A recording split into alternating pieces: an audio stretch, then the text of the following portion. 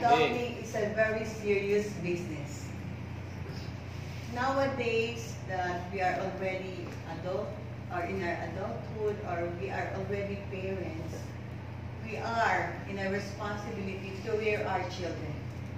For example, we already wake them up in the morning, we texted them in the evening, they are already at home or they are in Manila.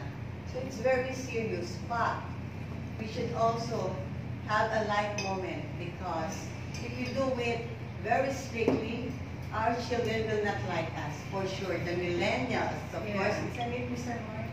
That the millennials will not like their parents if we are so strict and we don't have the light moments and we don't have the jokes in them. So if ever we are chatting them or we have we call them in the messenger, we should always give them the chance to explain and to give their stories also, and for us to say that's good for the day, and be sure to take care of yourself. And that is being serious and being light with our children. Good evening.